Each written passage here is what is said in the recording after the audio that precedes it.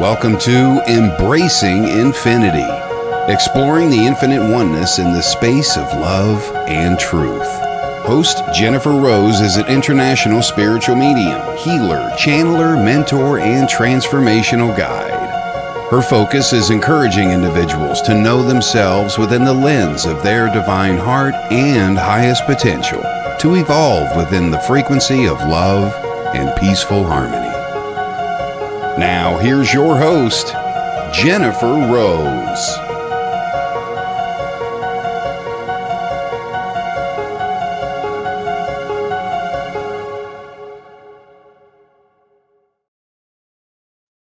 Hello, everybody. Welcome to Embracing Infinity on the Sacred Spiral Network. I'm Jennifer Rose, and happy Friday to everybody. I hope you are all having a wonderful day so far as we go into a beautiful weekend ahead. So really excited to have my special guest, Suri Sawyer, back on Embracing Infinity. She was very loved and very well received several months ago when she was on the show. So I'm very excited to have her back with us because she has so many beautiful gifts to share with all of us here today. A couple of quick announcements, if y'all wouldn't mind sharing, tagging, commenting, following, and subscribing over on YouTube. We would so greatly appreciate it, as we love to give back to all of you. So thank you very much. We would love a follow to Kelly and to the Sacred Spiral Network to help her keep growing, and to my page and over on YouTube. We would so appreciate. So thank you for the little hearts on the posts and the comments and the shares. It helps to keep things flowing so that we can reach more people with the love and the magic and the help and the community and the friendship, just to keep that love keeping growing. So thank you for all of that.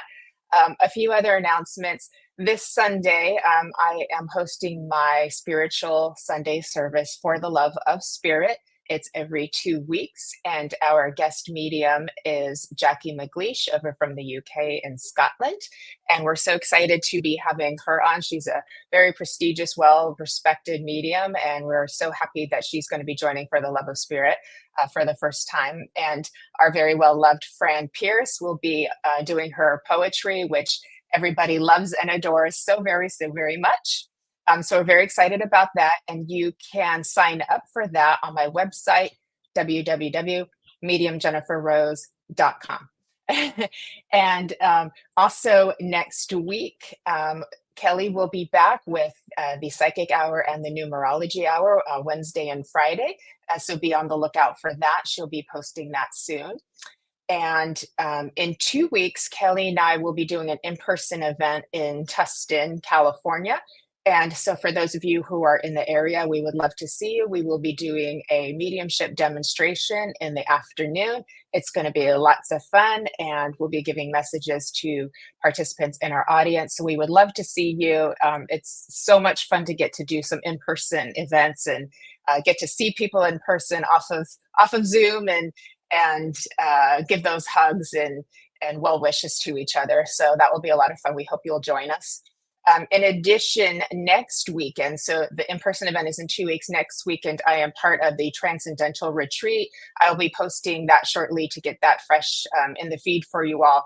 And I will be doing a talk on transformation on Saturday. I believe it's at 3:30 p.m. Pacific time. And that will be posted just for clarity as well. But it's a 3-day retreat. It's a very low cost.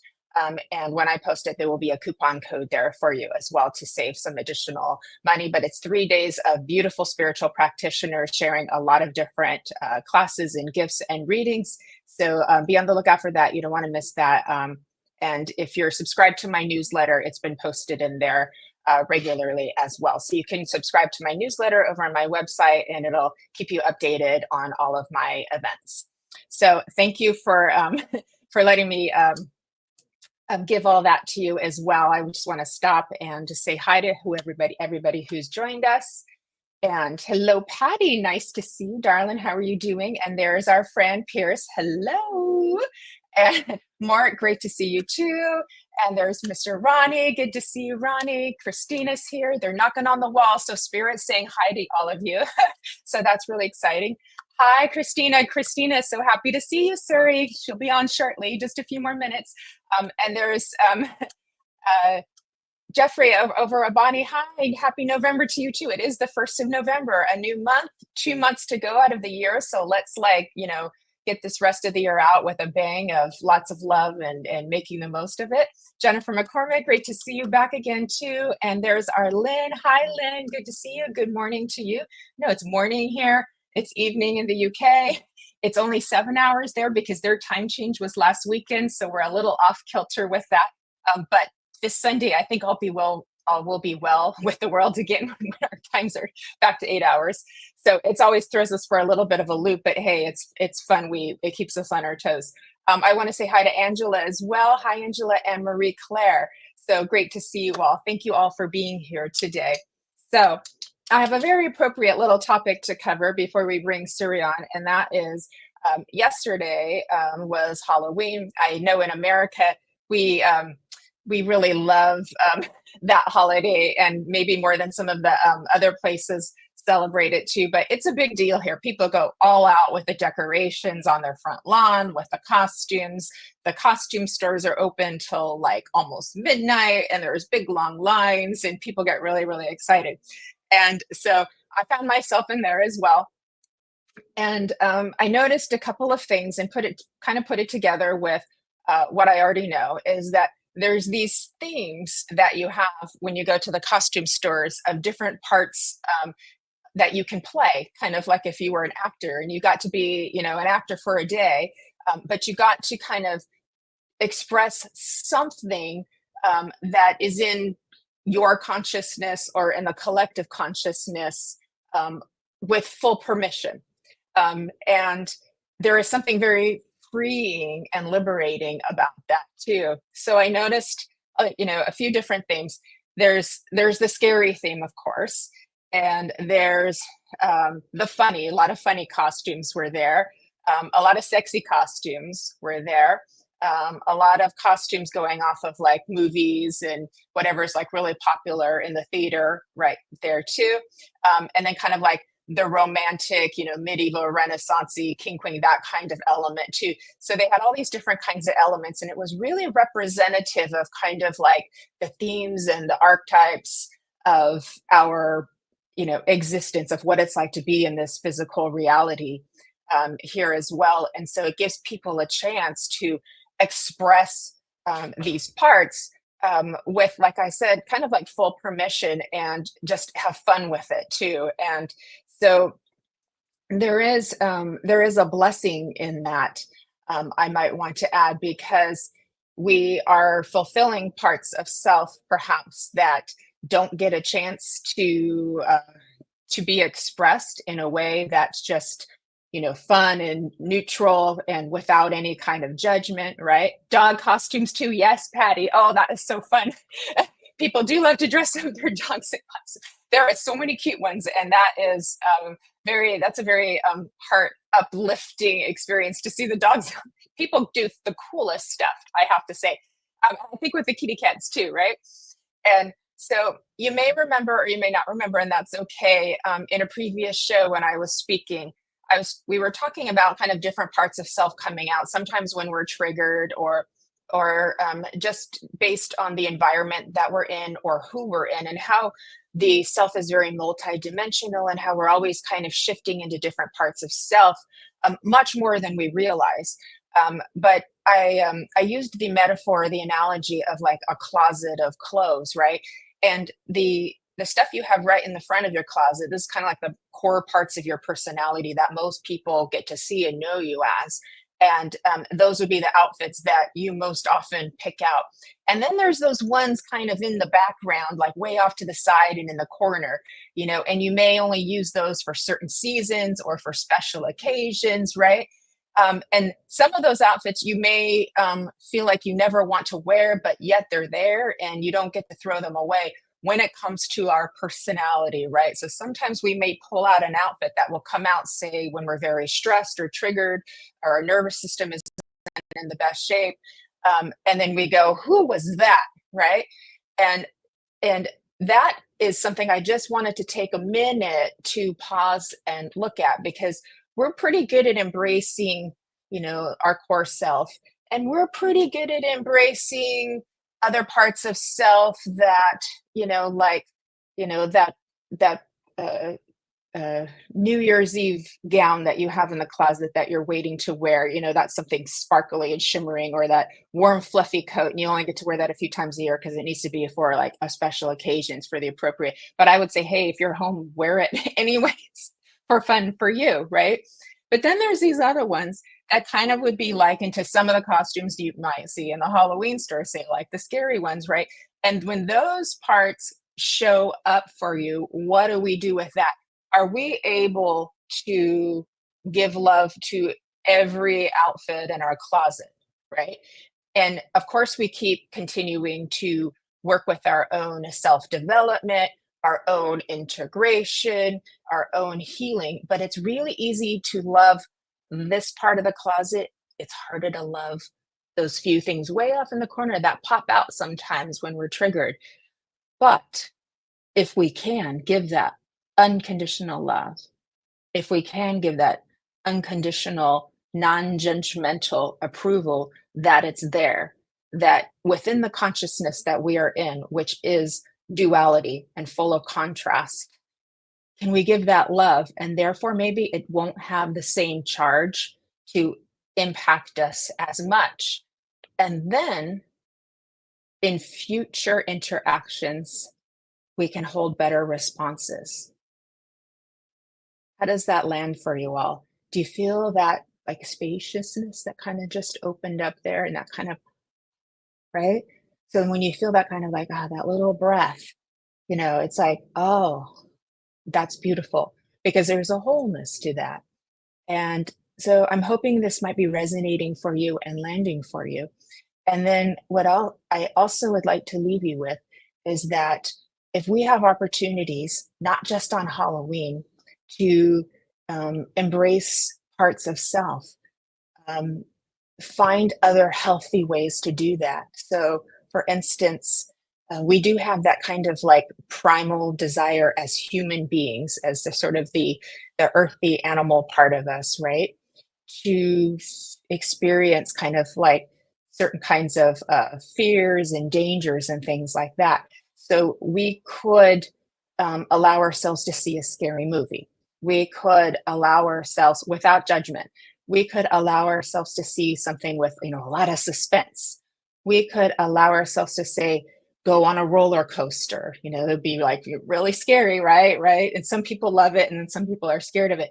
But do things that are out of your normal comfort zone so that you can feel more open, more authentic, more and have more fun in life too. When we can open up to life having more fun and to having more experiences that are a little bit different from what we're used to, maybe it's travel, maybe getting out of your normal, if you're able to and can afford it and can do that, but be open to it, and maybe the universe can help you manifest I just got a knock on the wall. And manifest the funds that you can be able to say, I'm open to this change, and I would love to express parts of self through travel, and put that to the universe, put that to your own soul, and see what happens if things can line up for you to help create that to become a dream come true for you. So think about that, something to think about, of finding, healthy outlets to embrace, all of the consciousness, all of the contrast, the light and the dark in a healthy way, so that you can feel more open and expansive. You can feel more wholeness. You can feel more non-judgment for yourself and for other people as well. And what does that do? It elevates us into the ascension, which is that very high expression of unconditional love and compassion, because the great divine spirit holds it all in compassion and non judgment in a way that's hard for us to understand sometimes. And that's okay too. But we can reach those levels with these types of practices that allow us to be more authentically us. So, with that, I will say thank you for listening. I hope that might resonate or land or give you a little something to think about. And I have so much love for all of you, and I'm so, so grateful that you are here today with me. I'm going to stop and take a quick break and say hello. I want to say hello to Courtney, who's come on. Hi, Courtney. Good to see you. Hi, Bernie. Hi, Michael, Christopher, and Colin. All my UK friends here made it. I was worried about the time difference, but y'all made it too. And there's Miss Marion Frisbee. Good evening, good evening. And Michael Zinn is here. Hello, Michael. Michael did a great show last night. Y'all want to catch the recording over on his page or on the live stream of consciousness. It was a really, really fun show. Okay, with that, I'm so excited to have our special guest, Suri Sawyer, coming on. She is a psychic healer and has a really expansive knowledge to offer us all of here today. And we are going to be talking about playing in the projection field. So this is going to be a lot of fun. And I really feel like this is going to be very illuminating, enlightening for us, and help us to connect some dots of other ideas and things that we've been hearing out there from somebody who's really well versed in it. So let's bring on Miss Suri Sawyer. Come on, Suri. Hey. Hello, hey, beautiful. it's so good to be here. Thank you for having me. Thank you for being back again. We so appreciate you. And we had so much fun last time that you were here, and we did the polarity mapping, which of course is bringing, that the alchemy of the good and the bad and the light and dark, how you worked with that too. And everybody loved it so much. So I'm so grateful that you were willing to come back again and share more of your wisdom and gifts with us here today, Suri. Thank you for having me. It's a joy to be here. Yes, more alchemy, Yay. more alchemy with the projection field. Hi, Jennifer McCormick. There we go. Yay. Really quick, would you be able to, for anybody who's new here and hasn't gotten to know you from last time, can you share a little bit about yourself, and then we'll just dive right into the projection field? I would love to. So I currently live in Costa Rica. My partner and I have a little hostel that we run out here. And that is like a fun project that we're participating in. But for the last, it's so interesting how many years, the last 12 years or so, I've been learning and practicing and playing with energy modalities, Reiki, chakra balancing, going deep into yogic practices and like connecting with my body and having that unlock gifts I didn't even know that were there. And then as I've progressed on my journey, all of the different things that I spent time learning kind of congealed into one thing. I was like, oh yeah, it's all just kind of pointing at the same thing. Like wellness and wholeness is something accessible to us. It doesn't really matter how you're arriving there, whether you're doing Reiki or dancing or jumping in the river.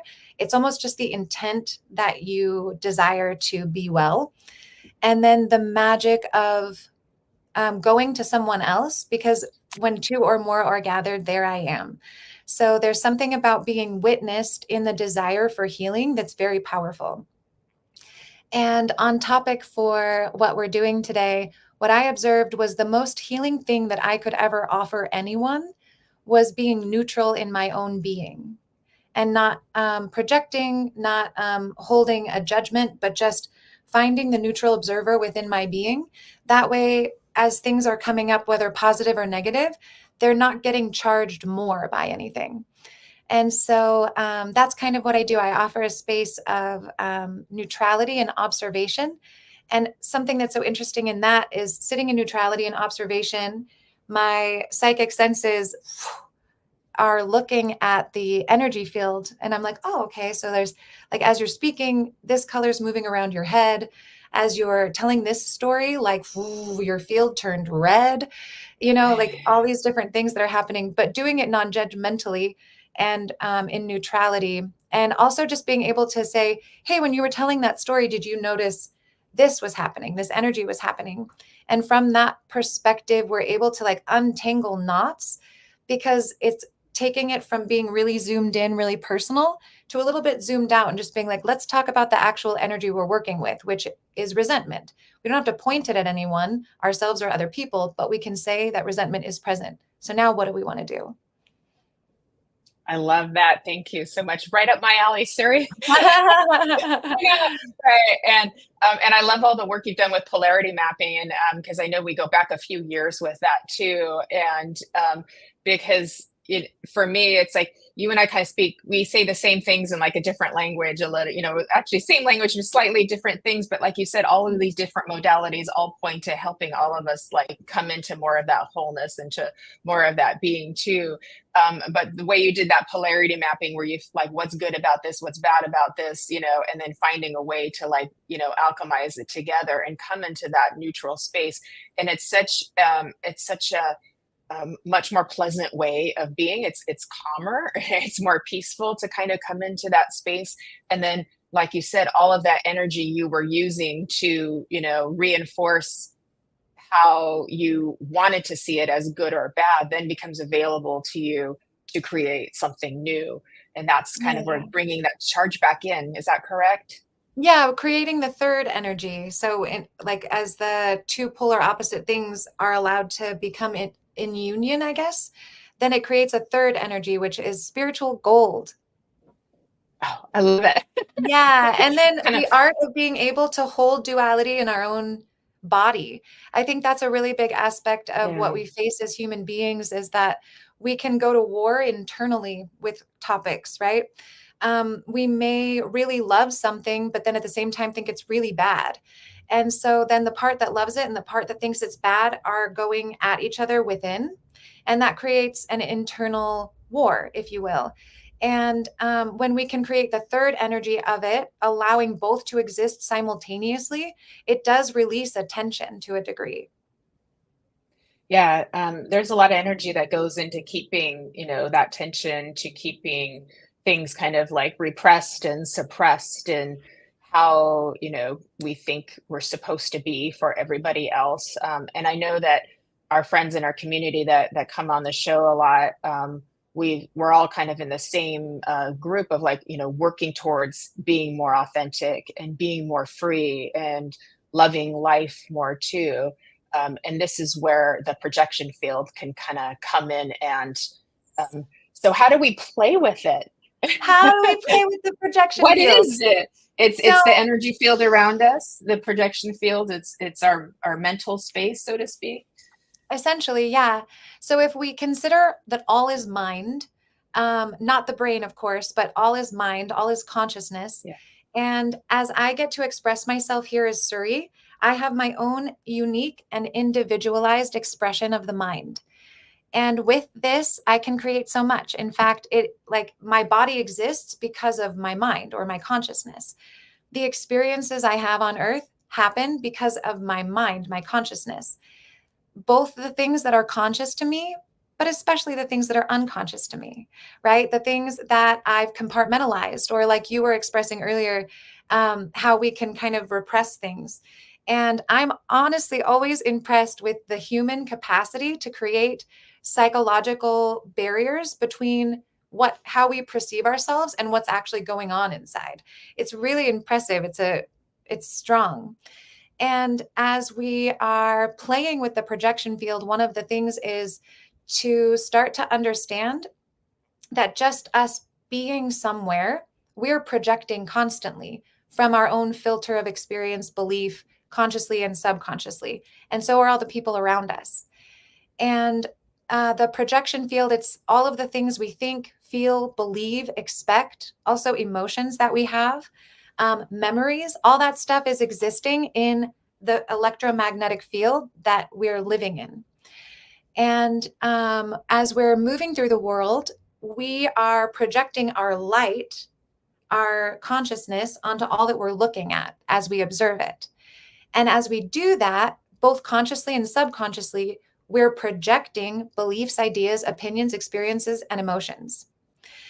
And now, one of my favorite things about working with the projection field is that it's incredibly helpful for interpersonal relationships with other people. Because the moment that I understand that I can't possibly perceive reality 100% correctly, it's not possible, not from my individualized state as Suri. And the more maybe emotional I feel, then I'm even less perceiving correctly. But I'm perceiving myself probably, I'm like, okay, I know I'm mad, but now I'm seeing a lot of chaos outside, and I wasn't noticing that before. So as we're moving through the world and we're projecting ourselves, this is what can elicit from life and other people certain kinds of experiences. Because we are subject to each other's projections, right? When we're playing in relationships, especially the closer someone is to you. So, an example I'd like to share is a while back, I decided I wanted to stop using the word friend because I was like, whoa, that is so loaded. Because I have my own experience, definition, feelings, emotions about what a friend means and how I expect someone to show up who's in the role of friend. And Jennifer, you and I don't have the same experience of the word friend. So potentially, as we're becoming friends, all of a sudden you have all these new expectations of me, and I have all these expectations of you, and I find myself disappointing you. I find you're irritating me in this way or this way. But if we really dissolved it and we said, if Jennifer wasn't my friend and I was just looking at her as a being, none of those things would have bothered me. But it was the moment that I cast you in the role of friend that more of my projection field started to intermix with how you're showing up in my world. That is super interesting. I love how you articulated that and expressed it too. And I think about like how you were saying how we perceive ourselves, and then it's also how we perceive each other to be. The word projection and reflection and mirroring is getting thrown around all over the place. I'm just not sure if it's always. I feel like sometimes it's being used a little bit as a weapon now, which just feels a little inappropriate, like, because that's not what you're talking about too. Because sometimes somebody could reflect something back or tell us something that may be something we could indeed look at or perceive and say, oh, well, yeah, I didn't see that about myself, or I didn't want to see that about myself. But if it's there, let me look at it without judgment, because this could be an opportunity for growth. Would that be correct as well? 100%. So I think something that comes up a lot on our spiritual journeys is the concept of discernment in general. Hi, Mary. I know Mary's here. um, oh, Patty, I'm sorry about your 4-decade friendship. Oh, Yeah. Oh gosh. Yeah. So sorry yeah. about the heartbreak. That's really hard. 40 years. That's really, really hard. So all of our love to I'm you. glad you're here, Patty. Maybe we can clear the projection Yeah. field. Yeah. There um, we go. I think on our spiritual journeys, discernment is of such a high value because we're all intuitive, right? And some of us have been Yeah. practicing with our intuition for a really long time. And so our intuition is sharp and good. And we're still vulnerable to projection. So sometimes we think we're perceiving something intuitively, but we're actually projecting, right? And in those kinds of situations, discernment is very powerful. Hey, what is this? Am I having like a previous experience come through me and project onto this experience that it's scary? Or is my intuition telling me that this is scary? Yeah, And that's a really good point. Oh, go ahead. Go ahead. no, go Finish. ahead. I would love to hear Please. you. Oh, okay. Oh, I was gonna say, because a lot of times we say, trust your gut, trust your intuition. I hear that along, and most of the time it's true. But I have sometimes clients that come to me and they're like, I need your help because I can't trust my own intuition right now, even though I know I am connected. And then the same thing happens for me, where there are times where you are so certain that something is true and that you're intuiting it correctly and you're perceiving it correctly. And this is where I can say that there is a part of our consciousness, perhaps fear based, that will really try to convince us that our logic, our reasoning, and our intuition is just all on point, only to find out there's a whole nother reality being at play. And maybe ours was okay, we perceived it, but there was a whole nother reality on the part of who else this might concern or the situation. And we didn't have it right because we didn't have all the knowledge and all of the pieces too. And I know that could be a little disconcerting for some people, like, what? I can't always trust my intuition. So how can we get more towards where we can trust our intuition more, where we can keep a more clearer perception field, so that we don't have those situations happening as much where we go, oh no, I really got that wrong. I was convinced I was right. I was convinced of it. And now it's not what I thought I was. Oops. And then Mhm. whatever actions we took as a result of that. Yeah. What a great question. For myself, I feel more trusting of my intuition the more that I'm aware of my own projections, whether positive or negative. And getting to know, like, as we go on these spiritual journeys, I think it's really nice to hang out in the spiritual realms, if you will. But when we do that, we're bypassing the fact that we are so human and that we have feelings, emotions, expectations, desires, all of these things, they're happening in this human field. And so as I come to understand that functioning of me better, then my intuition is clearer. As I also work to understand my own projections of other people or situations, that helps me to be able to discern, oh, yeah, like I know this part of me that when I see this kind of person, I am mentally very critical and judgmental of that kind of person. And so I know that when I see, like I'll just give an example. Like I know when I see a man in a business suit with like on his phone, like I go into a lot of projection. I'm thinking, oh, like you must be dead inside. But like I don't know that. That's not true. But I'm aware that I think that and that I have like I sway toward that side, assuming that anyone who's working, forgive me, you guys. Now, I'm revealing myself. Like having this concept that people who are able to work in corporate jobs for big corporate companies that are doing things that are harmful to the planet, like you must be like not okay in there. But that's not true. I've met many people who work in corporate situations who meditate every day and go to yoga and like really take care of themselves. So just being aware that I sway toward that can help me realize that, hey, when it comes to these kinds of certain situations, I already know I'm not clear. And that's why I also think it's really important we have good mirrors and reflectors around us that we trust. So that if I am feeling like an intuition coming up and I can go to Jennifer and be like, okay, listen, I can't tell if I'm picking up intuition or if I'm projecting all over this situation. Will you hear me? And having that's, I think, on the spiritual path and also being human, we absolutely need each other to puzzle together the image of what is actually potentially happening here in reality. Yeah, I love that I analogy of yeah. the elephant when they have all the people blindfolded and everyone's touching a different part of the elephant and they say, oh, I think it's a tie or I think it's this. And then they take the blindfolds off and everyone was touching the elephant.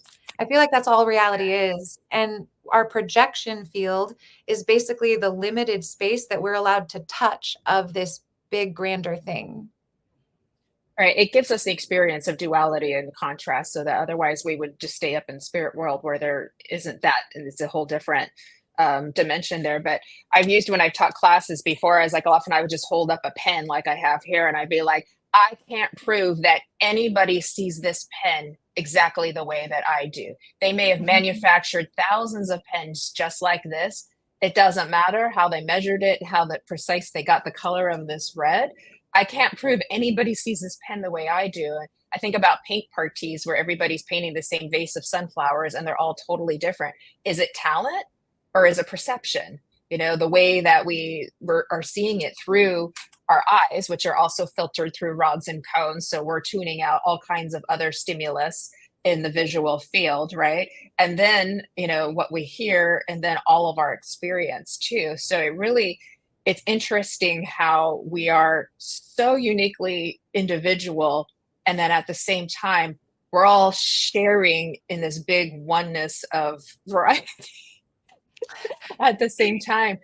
And the second thing that you said is having a person that you could trust to help mirror back. And what came into my awareness was maybe finding someone that could help ask questions that could really and not be afraid to maybe tell you the truth or sugarcoat things too, because I might really love it if I went to a friend who say would help to um, reinforce my perception, Yeah, confirm it but for you. Yeah. confirm it because maybe they've been in a similar situation and they can relate to how I feel or they see things in a certain way.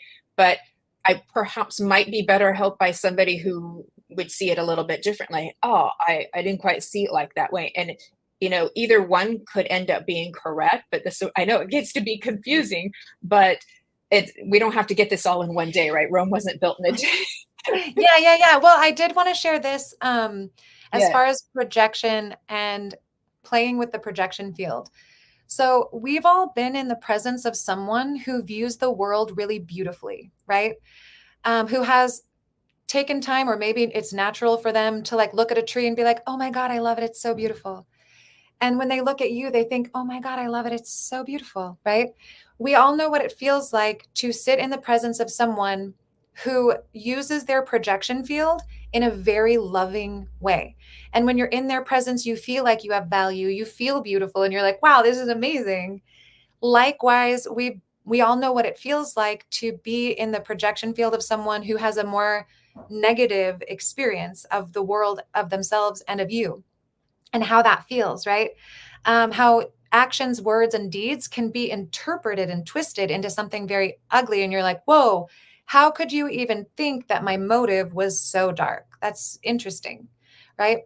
And so, for each of us as human beings, taking time to understand when we're looking out in the world, how are we experiencing that? How is my experience of looking at the river, looking at a tree, looking at another person? And what can I do within my own being to allow my perception of it to either be neutral or edging toward, wow, it's incredible, it's beautiful, it's amazing? Because as we stand in front of each other, um, allowing neutrality, or even just allowing ourselves to see someone else as beautiful, that unto itself is medicinal and very healing. And there's this concept of like the mirror of the heart. So we're always reflecting each other. We're always bouncing stuff off of each other. Your projections, my projections, what's reality, what reality is, all these things. But when you can truly be in front of someone and both of you are reflecting from the heart, it's nearly impossible to start to assume that someone is bad or that they're trying to hurt you or these different things. And you can begin to elicit from everyone around you a space where they can pull out the most beautiful aspects of themselves. And so we get this opportunity, since we are all projecting, we're all humans, we're all taking past experience, emotion, all these things, and allowing them to somewhat narrate our experience. We're each responsible for maintaining that projection field and gardening it. Catch ourselves. If I'm caught in a lot of judgment about someone or a type of person, I know that's not real. So I need to address it and weed that garden so that when I'm interacting with those kinds of people, they don't feel my negative projection. I don't even want to share that. And so, coming from the heart as best as possible, holding yourself and all that you see as the observer of reality in a loving state. And if it's hard to get to a loving state, start by aiming for a neutral state. I love that so much. And I know when I'm in that loving state or even the neutral state, I feel so much more spaciousness. I feel so much more in my higher self and my higher awareness. It's a beautiful, more blissful way of being. So, and I think that bliss is the gold, the spiritual gold that you talk about. And so, if we're willing to be brave and courageous, and go on this journey of really questioning things, and like you said, catching ourselves and being willing to be wrong, and that's not a bad word. Just be willing to be like, oh, it's not quite how I thought it would be. Ed was talking about with texting how we get it so wrong because we don't have the tone of the Uh-huh. text, and it's so easy to misperceive what someone's saying to you without the tone, Mhm. without the facial expression. So we all gotta be communicating more on the phone and face to face, and you know, we try to use our emojis, right, to help us with that too. But it's worth the effort. So it feels like it's kind of like two part. One is, or maybe three part, how we perceive ourselves, and that's something to work through. How we're perceiving each other, and how we're perceiving the world or society, and those kinds of things. Like it's a lot to hold at once, and work through step at a time, right? Mary is asking about, do we have different size projection fields? Yeah, that's an interesting question. Yes and no. Um, I really enjoy human design, actually. A human design breaks it down a little bit. And there's a, a character or an archetype called the projector. And according to human design, projectors do have larger projection fields, meaning that when they are looked at, whatever you have as projections that are subconscious, you're going to transfer them almost immediately to the person that the projector that you're looking at, because there's something in that person's field that's like almost absorbent of projection. And then the more unconscious or asleep you are, you may develop pardon me, I almost cussed, a humongous projection field, just like huge, because you've separated your face. Like literally, you put a huge mask on and you're keeping all of this stuff in the subconscious behind you. And it's coming out like an avalanche onto your reality. And you can live your whole life thinking that it's everyone else without realizing, hey, babe, take off the mask and show us what's really in there, so that we can actually be relating from a place of authenticity. So yeah, projection fields do vary. There we go. That was really interesting how you said, oh, it's like if we haven't, kind of woken up to self yet, that it's this huge amount, it's like this big cloud, almost like we're throwing around to our to Yeah. our outskirts. What an interesting way of being. Thank you, Calm. Living evidence that the world is moving to a new spectrum of spirituality. Amen to that. So beautiful. I just want to go back just a little bit, make sure I've said hi to everybody, because we've had a few more friends join us as well. Nicole, hello. Thank you for coming too. Nancy Murtala, hey girl. She's one of my angel friends from For the Love of Spirit. Let me see here. I know KR Tarot came on, hello. And then let me see here. Mary is here. Hey girl, hey. And then Ed Odell, tips top hat to you, friend. And Michael Zinn. Okay, I think I got everybody who's come on. And Leanne, hi, everybody. Say hi on too.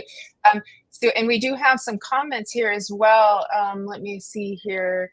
A couple people with friendships that have blown up. That I do feel like that's a little bit where the energies have been with, a lot of relationship energy, because I was looking a little bit into the astrology of it too. So we've been really questioning all of our relationships, family, friendships, partnerships, our relationship with society, with government, with the world, and all of that has been coming into play. I'm not too surprised then that we've got a couple people coming on saying that, they're grieving, friendships that have come to completion, shall we say. And let me see here. Michael's saying awareness defined, and Melinda's here too. Melinda says, hello, Melinda. Okay. Hi, Melinda. So thank you. So, and then Mary saying more heart mirrors. Yeah, I love that too. I know when we can be in that space where we can just see the light in everybody behind the personality, and remember that our true self is that light behind the personality. Like we save ourselves a lot of suffering. So, and I feel like that's where we need to go, is that the more we're, hi Annie, good to see you. The more we're holding on to our projections, our perceptions, our beliefs with so much energy and so much charge, in a way that is negatively impacting us or making us feel negative emotions. And negative isn't bad, but we can cause ourselves a lot of undue suffering with that too. We relieve ourselves of suffering when we can move into that neutral space, or even into that loving, holding all of it space too. I have Ed is saying, go ahead. I have an opposite. Please. I have an opposite one. So yes, going in, zooming way out and remembering that we're all beautiful beings of light and our souls are incredible can help alleviate a lot of pain. Something I think there's almost a danger in it when we keep giving a human the benefit of the doubt, understanding all the time. You're just like a being of light, right? We can allow ourselves to be like a doormat, right? Because in this human body, I'm vulnerable to actions, words, and deeds that are disturbing and disgusting. And I think all of us are, right? Especially depending on our state of survival or thriving, what kind of emotionality we're in, what kind of past experiences we've had. And so being able to witness, like, okay, I'm watching a pattern emerge from this human being's behavior. And yes, they are a being of light behind that. But my human here on this plane is in so much pain when I interact with that thing or that person. And Yeah. so I think it was Ed saying boundaries on this human experience, in this human experience, are so important. And I also feel like when you were talking earlier Yeah. about having good mirrors, there's this concept of be surrounded by people you trust in case you are showing up in ways you can't see because your psychology's hidden it from you. Maybe you're showing Yeah. up in a really like not kind way, and you do need someone you trust to be able to say, hey, Suri, this isn't turning out well. It always makes me feel like this. Then I get a chance to authentically be like, oh, I should examine that in myself. The more that we can do that for each other, we're helping each other weed our gardens.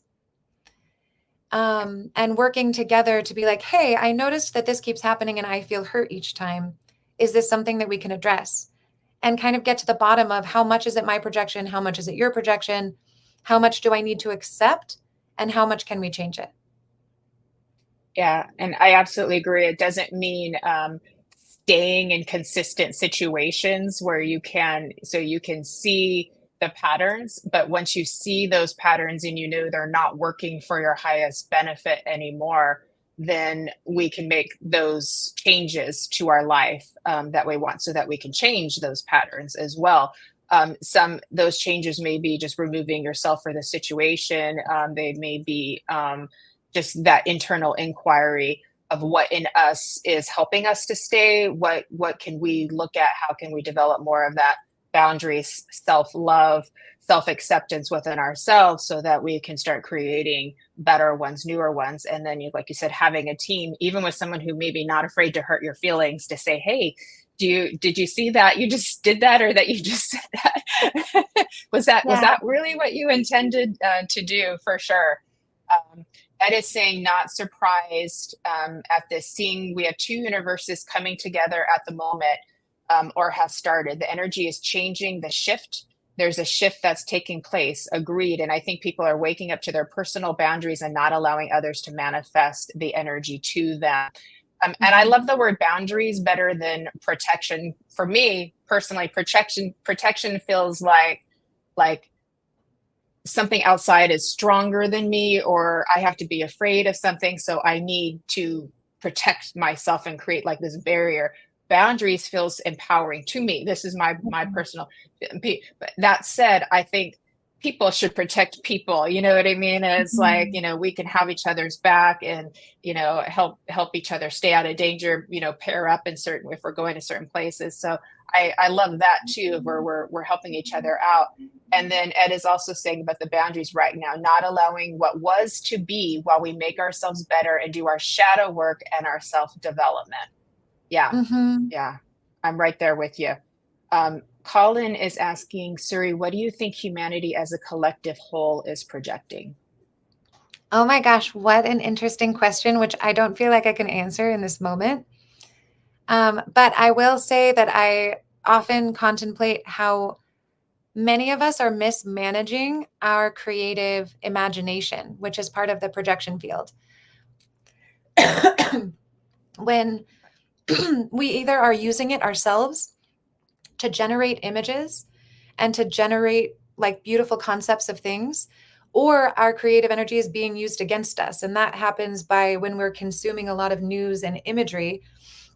Something that astounds me is how much money is spent every single day generating images to manipulate the human population into wanting something or not wanting something, or to make something look good that we didn't used to think was good, right? So I think there's a huge mismanagement of our creative energy. And I'm not talking about making music or making art, but like the ineffable, intangible energy within us that creates through image, thought. Every time you think, there's a particle that emanates from your body that then interacts with all of this that we're looking at. And to have so many of us recklessly mismanaging this energy and just letting rogue thoughts just kind of fly around all the time without understanding, no, that is building the collective dream that we all share. So I might say the greatest thing that's happening right now is that the majority of people do not understand how much power they have with their mind, their projection, and their capacity to imagine something different for us as a whole. Okay, I'm working with that. So can you expand on that a little bit?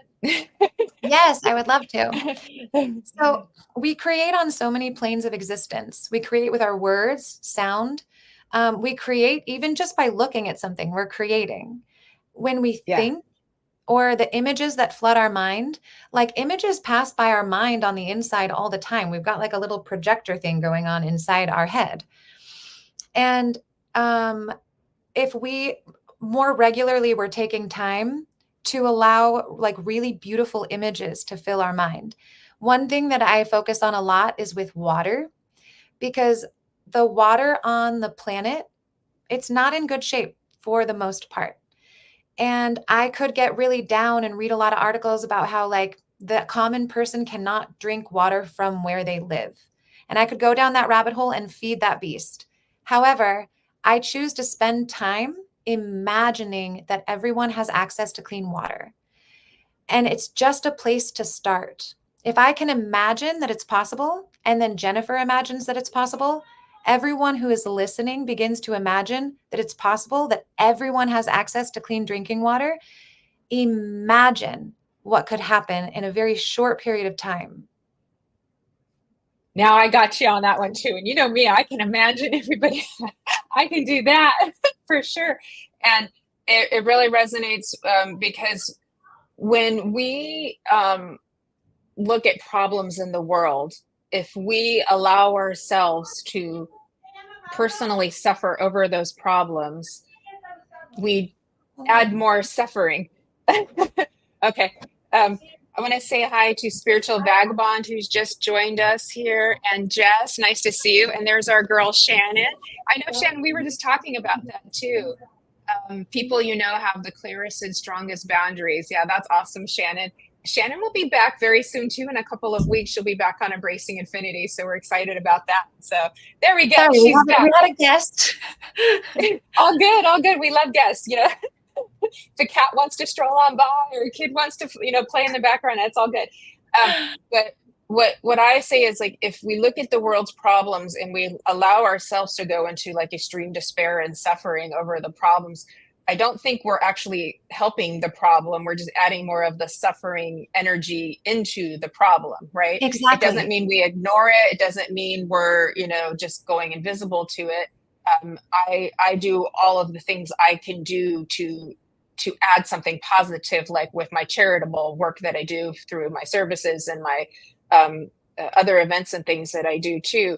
But if I look at it of what's possible, of what we can do, it's a whole nother energy. And when you started talking that way about imagining people with clean water, I could feel the whole energy just shifted and changed and just opened up. It felt creative. It felt creative. Whereas when right before that, when you were talking about, if I just ruminate over how bad the water is, that just felt kind of dead and heavy and dense. Like I could feel the difference when you shifted into that, which is really quite beautiful. And it reminds me, I love to tell this story. I'll make it really, really quick. Back on Oprah Winfrey, back in the day, many, many years ago, they were interviewing this young man who was in his, I think, late teens, and he was raising money for Africa for mosquito nets and wells. And he was standing up there just smiling ear to ear, full of light, full of sparkle. And he was just talking about, yeah, if we raise this amount of money, we can build this amount of wells. And if we raise this amount of money, we can buy this amount of nets. Look at all we can do to help these people live a better life. And he just sat there smiling. And it just struck me, because this was, decades ago, right? It just struck me as so interesting, because everybody else would be like, oh, these poor people, right? And it's wonderful to have empathy. It's wonderful to have compassion, but I could see the difference in it. It's like I made this mental note. And I really do feel like if we put energy into what is possible and then do what we can, and then not let it get ourselves down to where we can't live a happy life too, I feel like, and if we indulge in our own suffering to a point to where we're not able to be happy and feel joy, like, how does that help us, right? How does that It really help us? So doesn't. we have a right to be happy and joyful in this world, And I don't think it's wrong to feel happy, even if there's things in the world that could be better, a lot better. I get that. But does our happiness give other people permission to be happy? And would that raise the level of happiness energy versus suffering energy? It makes sense to me. What are your thoughts, my love? Yes, 100. And that's the same thing with projection and playing off of each other's Yes. fields. Because when I work on those aspects in myself of like, yes, like my priority is that I feel well. I'm not even edging toward I feel happy. I feel well. I'm in the well. Yeah. And as I can cultivate that and generate that in myself, then it starts to be mirrored and reflected. One, also when I'm well and someone else is not in the well, I can hold space to a degree for someone to find their way to the well. But I do think there is something about holding your frequency and setting boundaries so that you can maintain the frequency that feels well to you. And then emanating that out and projecting that out, it becomes contagious. So absolutely, I think we can go down some really deep rabbit holes about all that is wrong in the world. But the truth is if this is a world based on polarity, for however bad things are, we understand there's an equal amount of the good of that as well. But where are you looking? And I'm not saying to deny that, frightening and scary things are happening, because that also doesn't serve us. However, when we observe something that's disturbing, scary, or that's bothering us about the world, rather than feeding your creative energy into more of it, take the opportunity to say, what can I begin to use my creative imagination for that can generate images, feelings, thoughts, words, and deeds that start to move us away from that energy? Because I know that I'm contributing and I'm responsible for the creative energy that I'm emanating toward any situation or place. I love that. Shannon is adding the energy of the solutions are not the same as the energy of the problems, too. Spiritual Vagabond, we are not doing readings in this show, but you can book a session with Suri if you'd like to, or myself. But if you're looking to do some lovely healing and integration work, I highly recommend her to you too. Thanks. So that's lovely. But we're very happy you're here, and thank you, Debbie Ontiveros, for being here as well. And it's interesting, Suri, because there is a point where finally we can go into I like to say, the constriction and the expansion. It's kind of part of the heartbeat of life, right? But when we go into that constriction and we're really resisting, and then we finally get to that place where we let go and we move back into surrender to the other forces that are at play, that are beyond our personality's comprehension, and we go into that surrender. It's amazing how all of the beauty that we're aware of, so all of that sort of like darkness and the constriction that we're experiencing within, something that's triggered us, or a dark night of the soul, rubbing my nose on that, and then we come out of that, and the extreme beauty that we see with that too. And there is extreme beauty out there. I think there's more.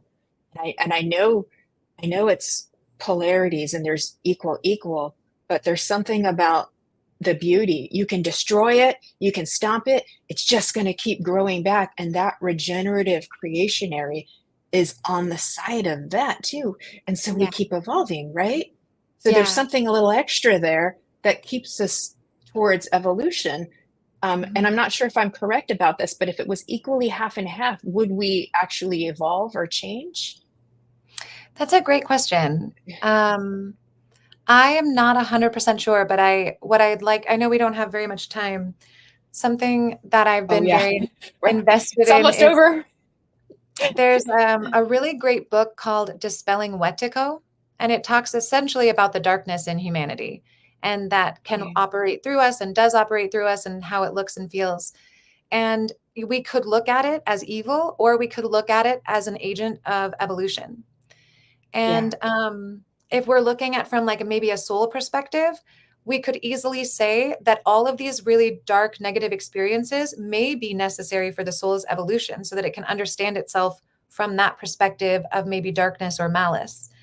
And how, maybe we've lived a life of darkness and malice, and then we come into a life that's like really light and peaceful.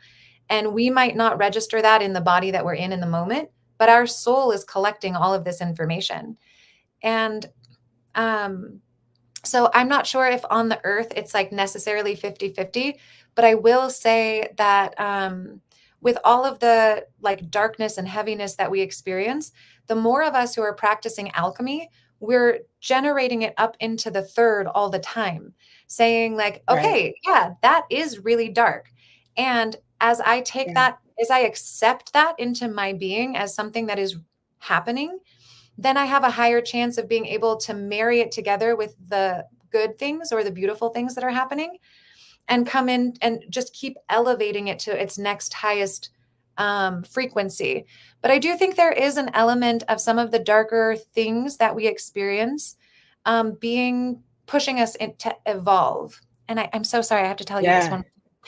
But okay, if we consider love and war, right? They're often put as opposites to each other. Yeah. But what if at some point in our human experience, our understanding of war has been adulterated? What if love by itself doesn't move? It needs friction. And the friction is war. But like how we create friction doesn't need to be the fighting that we see. But what if we cannot eradicate war from our experience here, because then love would have no motor for movement? But what if we just understood that friction was necessary, and each of us kind of taking a little bit more responsibility for the fact that friction is going to be here whether you want to experience it or not, but we don't have to play it out to that extreme. Right. I love that too. And two part too is like, I've always found the darkness to be my greatest teacher, and I learned to stop being scared of it a long time ago. I just thought, well, it's almost like the light just cloaks itself to be really, badass coach or teacher to you too. And it's really all that which has not been illuminated, and accepted in a certain way too, especially on a personal level within our own psyche and our own unconscious too, something to work through. And denying it, repressing it, rejecting that which is in the dark side of our unconscious mind, meaning we don't know it's there, but it still affects us. That doesn't ever work, so all we can do is learn to see it and accept it and move through it, right? To bring in that alchemy too, right? And that friction, the way that I'm taking that information, where you talk about the friction, it's like the stimulus that we get, right? We're in the love, but then that stimulus, and then we don't know what to do with the stimulus. And I think that's where we get a little bit mixed up. If the stimulus is something that we project, there you are, and perceive as good, based on the situation that's happened, then we can work through that stimulus and we go, oh, this is a good stimulus, what's happening in my body. And as you and I have talked about privately, like, excitement and nervousness are the same thing in our nervous system. It's how we perceive it. And so people who, are, athletes, they go up on stage, they have to do things in public, or they have to, do all this kind of stuff. They've learned to shift their mindset into, this is excitement. This is not fear or nervousness. This is excitement. And so that stimulus, we can learn to, allow it to move in our body without destroying us in a way, or just incapacitating us. And then we can move into a better place, maybe a little bit faster, or alchemize a little bit faster. And then we're doing our part as a collective, right, to help us move into that, closer to that higher percentage of people who are helping to shift the reality. Do I have that right? Spiritual gold. Yes. Okay. All right. Yeah. It's like same thing, worded a little bit a different way too. But that's the hard part, is we get the stimulus, we perceive it as bad, we project it on the other and blame the other for making us feel this way, instead of just feeling it, accepting it, maybe not judging it, and then it can move through our system better, faster, easier, right? And then 100%. And then we have more energy than available to us for creating and imagining better water for the planet. Yes. All of us imagining clean water for all. We did it. We did it. Okay. All right. Beautiful. I know we're getting to close to the quarter after the hour here, and I want to thank everybody too for all of your comments and shares and for listening too. What do you have? I know we can find you at womanbealive.com, right? That's your website. Yeah. So if anyone wants to book a healing session, a psychic healing session with Suri, I highly recommend her. You will not be disappointed. And anything else that you've got coming up that you're working on or working towards that you would like to share with all of us? I would love that. Yeah, so we have a little hostel here in Costa Rica, and it's wonderful if you just want to come and stay and experience. We live in a place called Chiripo, which means land of eternal waters. And there's two of the most gorgeous, clean rivers like running right through here. So if you're interested to come for a trip in Costa Rica, hit me up. We would love to have you. And also in March 17th through the 22nd, I believe. You can message me and we'll double check. But I'm holding a retreat here specifically for people who call themselves healers. My intention is to gather all the powerful healers together, and we can work on a macro scale to the micro scale. I think oftentimes when we're doing healing, we're really working on the micro, one-to-one. But I'd love to get a bunch of us together here in March, working together and using our gifts for example, clean water, and doing lots of other really beautiful things. So with that, you can also message me from womanbealive.com. Oh, that's awesome. Thank you so much, Suri. That sounds like a beautiful creation and labor of love that you're putting together. I can just imagine all of that, like all those people coming together and how much beauty you can create with that too. And then any other last minute words you'd like to leave with everybody here, please? Thank you so much, you guys, for coming and listening and witnessing. And may you enjoy weeding your own gardens. May you enjoy consistently not really knowing who you are, but allowing yourself to emerge in every moment. Thank you also for taking the opportunity to come to ideas of neutrality. And also, may we, when we meet, if anybody on this that I've never met before, I hope when we meet, the first thing that we can do is just stand in front of each other and reflect hearts. Yeah. I love that. That's all I have to say. Hearts. Okay. You know, the Care Bear in me is going like this right now. I can do that. I know how to do that, Suri. Exactly. Oh God, I gotta laugh at myself. All right. Hey, Derek, thanks for coming on. And there you go. Thank you, everybody. Thank you so much, Suri, for all of your wisdom that you've shared with us here today. Thank you, Kelly, for taking care of us. She is our producer. We love her. She keeps us all safe here on the Sacred Spiral Network and takes care of us and helps us with all the comments so that we know everybody who's here. So thank you, thank you, thank you. Thank you, everybody here, for your interactions, your comments, for supporting, for being here, for your beautiful energy. I'm so grateful. You know how much I love all of you so much. Please may all of this love and this creative energy and this divine flow that we have been in today be infinitely multiplied and spread out across our planet and beyond, so that every form of consciousness can feel, knock on the wall, loved, seen, heard, appreciated, cared for. And may we have more clean water, and may we have more clean spaces, and may anybody who isn't finding themselves where they're supposed to be have a loving and healthy place to call home. And please, everybody, live well, love you well, and walk each step with grace. They will take you far. I love you so much. Thank you for being here on Embracing Infinity. We will see you next week. I believe Kelly, is it Kelly? Yes, Kelly's on with me next week. So that's awesome. We're so excited for that too. So we will see you next Friday on Embracing Infinity. And please, everybody, have a beautiful weekend. Hope to see you at Sunday service this weekend. It will be a beautiful and loving divine space to be in as well. So thanks so much. Bye, everybody. Take good care.